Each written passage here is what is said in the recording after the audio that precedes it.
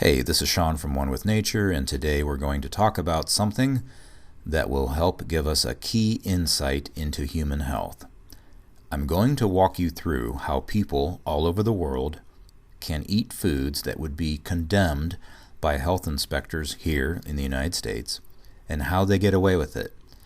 And I'm showing you this because we can apply some basic principles to our own bodies, and the result will be greatly improved levels of health. And I'm going to use the example of various outdoor local food markets that I have visited in Jamaica, Mexico, the Dominican Republic, and other places. This is an outdoor fruit, veggie, and meat market in a town called Higüey in the Dominican Republic. As you can see, there is a rainbow of colors here that you can pick and choose from. In a few seconds, I'm going to be showing raw meat sitting out. If you're a vegan or vegetarian, it's probably the last thing in the world you want to be watching. You might want to click off and come back when my fruit and veggie video comes out. A lot of fresh fruit and veggies are sold here daily, and also various types of meat, fish, sausage. As you can see, there is no refrigeration going on here. No freezer chests, no coolers, no ice to be found anywhere. Bacteria and other pathogens are given free rein here, carried through the air and landing on this meat that already has bacteria growing in the meat and on the surface of the meat. Now take a look at this. This gentleman is cleaning the board he uses for cutting meat. This board is probably just 3/4 inch thick plywood. He's swiping his cutting knife back and forth across the surface of this plywood. You can see the suds from some type of soap. If this was the United States, this guy would be shut down in 2 seconds by the health inspectors. And by the way, I'm not condemning these people, I'm celebrating them. Many times I have visited markets just like these, and I have seen people from other countries become shocked or indignant because of what they see in these markets, without ever stopping to consider that what they are seeing could help their own health and well-being if they just applied a few principles. The people who are customers in these markets have something that we, in the United States, would be hard-pressed to find in the vast majority of people who live here in the U.S. We'll get to that in a minute. Now, here is some fish laying out in the sun. The temperature on this day was about 83, 85 degrees. Here is a gentleman preparing chickens for sale. In a few seconds, he's going to chop this chicken's head off. There it goes. Now, let's move about 1,200 miles to the west and see what's going on in Cancun, Mexico at the same time of day. This is Market 23. Again, we see chickens for sale, raw.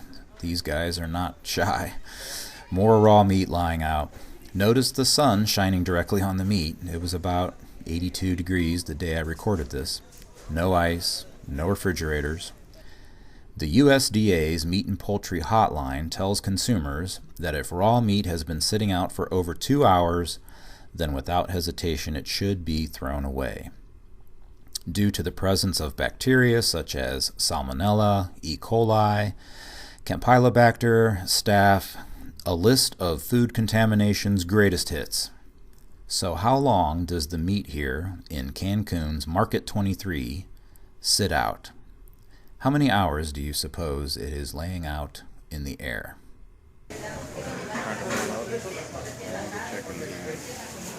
Hanging out in the air.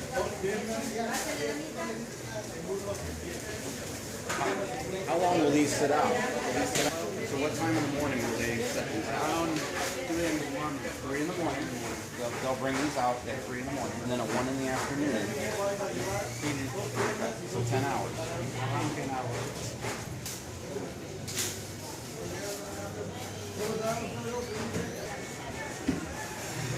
These chickens set out from 3 a.m., right, until about 1 in the afternoon, and they're all gone at that point. So that's 10 hours these things are setting out. Bacteria sets in immediately, and then the waste from the bacteria eating the chicken will make you sick too. So how can these be eaten? 3 basic things, at least 3 things. The 3 basic: stomach acid, the firewall of the stomach. The acid pH kills the bacteria. The friendly bacteria in the GI tract, all right? So if you were to say on a scale from 0 to 1,000 of who has the most strains of bacteria in their GI tract, Americans would be at about 700. And then Mexico, you probably have about 850. If you had an Indian grandmother that was about 90 years old, she'd be at 900, 950. And it all has to do with the hygienic conditions and what you're used to, and you get those beneficial bacteria in you. So the firewall of the stomach kills the pathogens, the friendly bacteria in the gut keeps you from getting sick, and then the spices that are used. The spices that are used, curry, for example, in India was never originated as a spice for flavoring. It was antiseptic to keep people from getting sick. So the firewall of the stomach, the beneficial bacteria in the GI tract, and the spices keep you from getting sick when you're eating meat that sits out for 10 hours. If a health inspector from the USA were to come here, he would faint. We'd probably have to pick him up off the ground. He would faint. He's tall. Look down here. That's how they can do it. We can't do that. I would get sick. Very good. Amazing. So the first takeaway here is to keep your stomach acid at a low pH. The stomach acids kill pathogens. Many pathogens thrive in an alkaline environment. For instance, Candida. Candida does not thrive in an acid environment. Acids keep Candida from growing out of control. H. pylori, which causes stomach ulcers, thrives in an alkaline environment. The H. pylori bacteria releases ammonia, which is very alkaline. This ammonia acts as a buffering shield against the acids in the stomach. Acids are not our enemy. They're our friends. If it wasn't for acids, I wouldn't be able to make this video, and you wouldn't be alive to listen to it. I'll give you some basic examples. Hyaluronic acid keeps our skin looking young. Fatty acids help with brain health and cardiovascular health. Without amino acids, we would simply be dead. Many vitamins are acidic. The bacteria on our skin produce acids that fight off pathogens trying to breach our skin. Orthosilicic acid is essential for bone health. Bile acids, of course, are vital for digestion and the absorption of certain minerals, and the list goes on and on. So, what happens when we eat a meal? What are the basic actions that occur? Well, let's use this handy diagram here. Let's say One with Nature Sean here eats a delicious meal while traveling through Mexico. Now, before I even take a bite of food, the sight of the meal I'm about to eat, the smell of the meal I'm about to eat, even the thought of the meal I'm about to eat has already triggered the production of saliva and the production of stomach acids. And so the food is eaten, it's mixed with saliva, slides down the old esophagus here, and enters the stomach. In the stomach you will find stomach acids, enzymes, and pepsin. Pepsin is activated by stomach acids. Now, the stomach acids, the enzymes, the pepsin all combine together to break down the food, the proteins that are found in both plants and animals, and along with the undulating rhythmic action of the stomach itself, the food is mixed together, broken down, and it turns the food I'm eating into a semi-liquid mass called chyme. Now, next is a crucial point in the digestion process. No matter what I have just eaten, whether it's an amazing array of the best, freshest veggies, the most delicious fruits, whether it's a prime rib, or whether it's 3 candy bars, the stomach will not allow its contents to progress any further until the entire contents of the stomach has reached an acid pH. It does not matter how, quote, alkaline, unquote, the food you choose to put in your mouth is, it will be metabolized into acid chyme before it ever comes in contact with your intestines. All foods are acid foods by the time the stomach allows its contents to go to the next phase. This is when the chyme enters the duodenum, pointed out here. At this point, the acid chyme is bathed in alkaline secretions from the pancreas, which in this picture is mostly hidden by the stomach. These alkaline secretions from the pancreas stops the previously acid chyme from burning or irritating the rest of your intestines, starting with the next phase, which is the jejunum, which is pointed out here. Right about now, some of you are saying to yourselves, Sean, that can't be right. I read a book that told me that if I changed my diet to an alkaline diet, my health problems would go away. So I changed my diet. I switched over to foods that are called alkaline. Everyone at Trader Joe's and Whole Foods knows me by my first name. I only eat alkaline foods. My family only eats alkaline foods, and sure enough, my health problems went away. So it's impossible for the foods I eat to be all turned into acids like you just said, because I'm better now. And that wouldn't happen if I had an acid diet. Okay, I'm going to point something out here. It's a fine point, but it's an important point nonetheless. Your health issues did not fade away because you are now alkaline. Your health issues faded away because you stopped eating the diet that got you into trouble in the first place, and you started eating a diet high in phytonutrients, vitamins, minerals, fiber, and all the other pieces and parts that the body needs to operate successfully. The pH of your blood must stay between 7.35 and 7.45, and your body will do whatever it takes to keep your blood in that very narrow range of pH. Diet does not change pH. Diet dictates what's coming into your body, the good, the bad, and the ugly. Your body is a self-correcting masterpiece. Even if you eat snack cakes and drink root beer 24/7, your body will keep your blood in that 7.35 to 7.45 pH range, because if it doesn't, you die.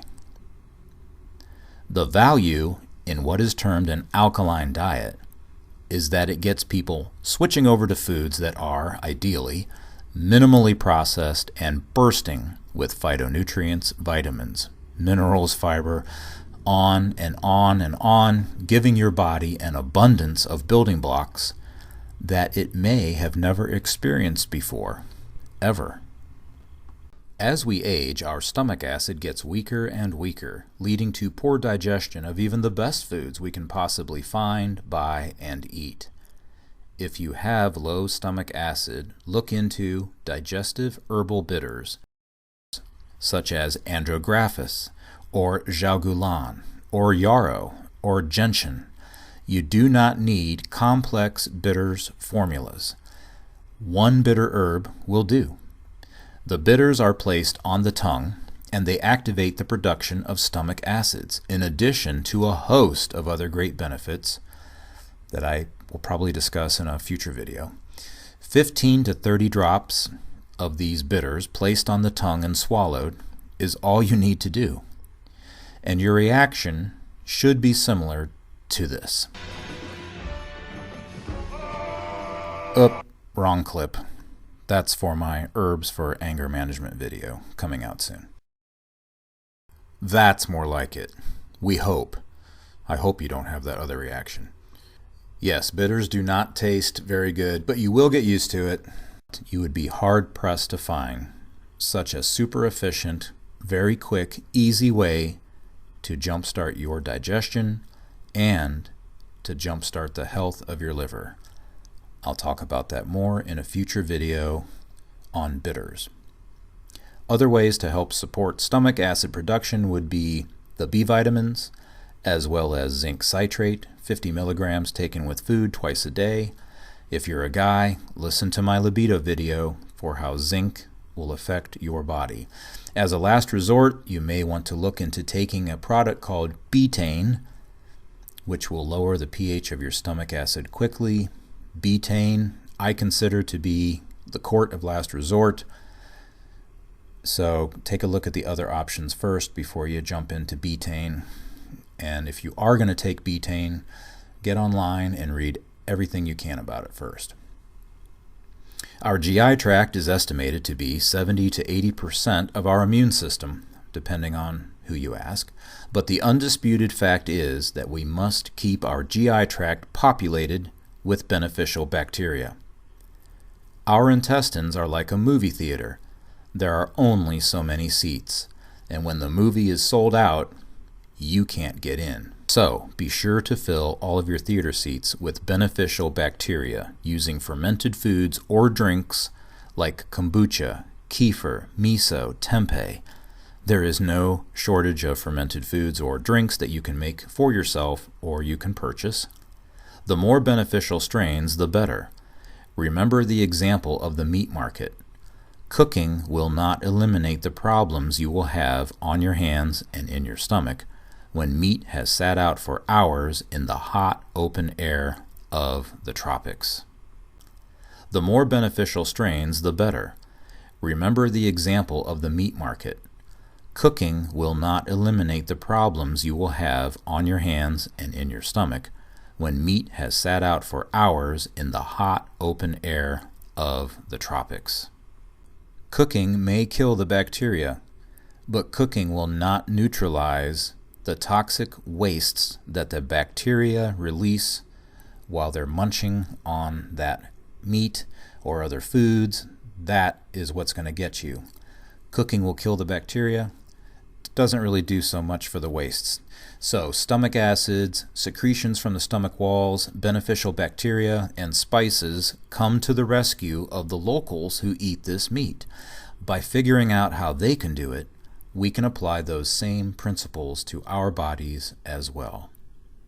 The spices are pretty easy to figure out. Curry is an antiseptic. You've got hot peppers. You have a ton of other spices to pick from. These are easy to obtain, and they're going to help with keeping you healthy in the situation that the customers of these local food markets find themselves. Remember, it's no big deal to them. So what is our takeaway here? Number one, stomach acids are our first firewall. So make sure that your stomach is healthy. Number two, an army of beneficial bacteria is out there waiting to populate your GI tract. So start getting fermented foods into your diet. And three, spices are our friends. They can protect us. So learn about the different spices out there, use them sparingly, and you will be well on your way to enjoying better health, especially from the beneficial bacteria in your GI tract, the importance of which cannot be overestimated. More videos to come in the future, lots to talk about. This is Sean from One with Nature. Thank you for watching.